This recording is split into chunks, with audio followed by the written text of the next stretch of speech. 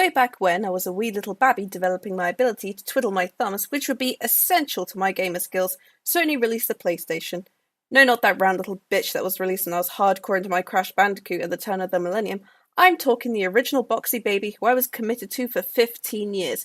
15 years, that's a crystal wedding anniversary. No other games console could match up because the PSX was the only console I ever had. I ended up having to give the PSX to my brother in 2012 when I was heading off to university, and I wouldn't get a PS4 until I was 21. But I played a lot of PlayStation games in my childhood, and one of the games I played a lot was Toy Story 2 Buzz Lightyear to the Rescue, a third-person adventure platformer based on the Pixar movie. In the game, you play as Buzz Lightyear going across town collecting Pizza Planet tokens in order to rescue Woody from the evil Al McWiggin.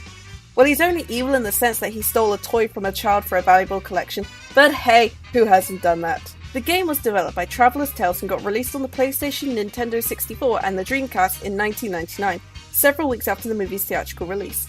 The game itself has 15 levels, 10 platforming levels and 5 boss levels, each featuring locations inspired and from the movie itself. And speaking of the movie, every level begins with a short clip from the movie, and beating the bosses rewards you with a bonus movie clip as well. The game begins in Andy's house where you have to collect Pizza Planet tokens in order to progress and unlock the levels as you go. The game then moves you out of the neighbourhood through the town, ending at the airport, which is the climax of the movie. There are 5 Pizza Planet tokens on every level, which are rewards for certain tasks. For example, your good buddy Ham is on every platform level, as you need to give him 50 coins in exchange for a Pizza Planet token. Also, he calls you Buzzy Boy, and I absolutely love it. Buzzy Boy! Buzzy Boy!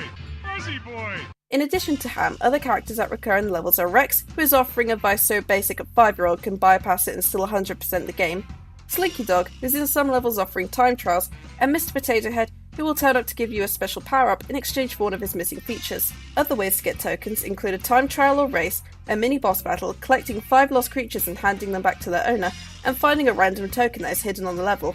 Of course, Rex, Ham, Slinky and Potato Head aren't the only main toys you meet. In Al's penthouse, both Jessie and Bullseye are present with tasks. Jessie asks you to find her 5 lost critters, and Bullseye gives you a time trial to find his 5 missing horseshoes. I'm guessing that he always carries a spare around. Other characters featured in the levels include Wind-Up Mice, the Armymen, several variations of the Little Tykes, and Bo Peep, just to name a few. The coins on each level are found scattered throughout the game or dropped from respawnable enemies. The coins that drop from the enemies, however, will disappear if they're not picked up in time, and the enemies won't drop any more coins after their respawn.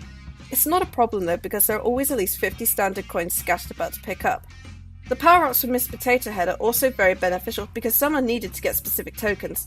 For example, in Andy's neighbourhood you need to get the rocket boosters to beat the race car for the Pizza Planet token, but you don't receive the rocket boosters until the Owl's Toy Barn level where you can pick up Potato Head's arm. This gives the game the opportunity to revisit previous levels instead of just pushing forward. Buzz himself is actually a pretty good character to control. He's got some of the basic stuff like jump and double jump, but he can also shoot objects with his laser beam, which gets one limited green laser upgrade in the level, and he can spin around, which does make for a funny dizzy animation. He's also got a bunch of stock lines which you'll hear every now and then, and if you drop him from any height, he won't break apart like he did in the first movie. No time to lose!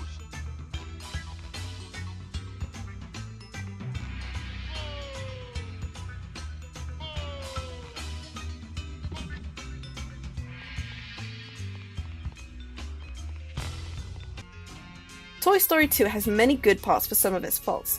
One thing about this game that I love is the music. Composed by Andy Blythe and Martin Justra, who also composed for Crash Bandicoot The Wrath of Cortex, the music fits every level incredibly well. Some levels are my favourites simply due to the music. I mean, take a listen to Al's Toy Barn.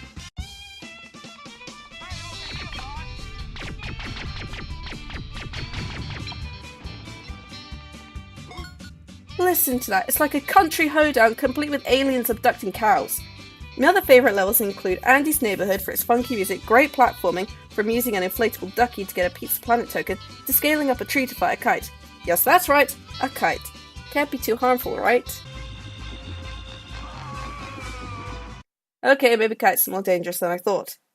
Then there's Al's Penthouse, which encompasses a breathtaking Wild West feel with that guitar music and some of the cowboy-themed quests, like Bullseye's Time Trial, Jessie's Critter Rescue, and fighting that mustachio gunslinger in a tiny western town.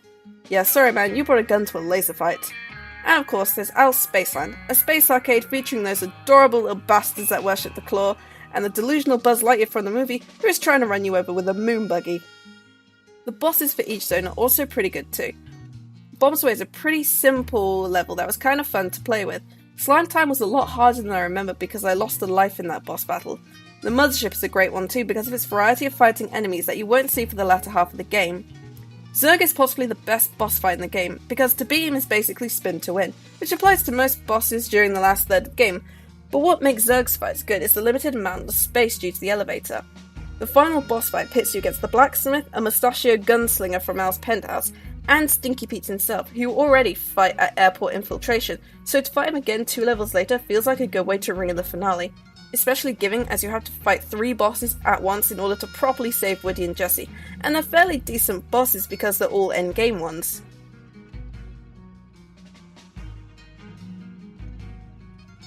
As for what I disliked, well, really the only thing I disliked is the controls for Buzz and the camera.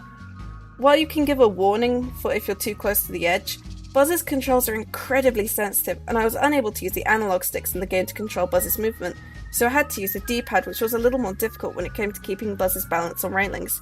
As for the camera, oh boy, that camera. No matter which way Buzz turns, it always flies around to match his perspective, which can really screw with you, especially when combined with the sensitive movement controls, as the camera relied solely on the trigger buttons rather than an analog stick. Really, this criticism comes from the fact that this is a 19-year-old game that I reconnected with 6 years after I gave up my PSX, and I played the PC, PS4 and Xbox games.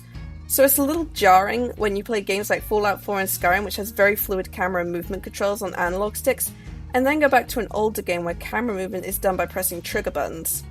However, it didn't really take away from the gameplay. As I played the levels more, I got better at controlling the camera. I will say I was not fond of those cannons in Al's penthouse, and those plane enemies, but that's really the brunt of it. This is a pretty good game and still holds up after 19 years. The graphics look incredibly outdated, but they still hold up for their time. Yes, Toy Story 2 Buzz Lightyear to the Rescue is a great old platformer to play, and you can even watch clips of the movies as you go. To infinity and beyond! Thanks for watching, and if you enjoyed this premiere episode of Ripley's Way Back When, you can subscribe for more Way Back When gaming videos and Let's Plays of current games. Make sure to leave a like and comment on this video, and if you do subscribe, make sure you click that little bell so you can get the videos the minute they are uploaded. And if you really want to see more content, donate to my Patreon. That's all guys, see you in the next video.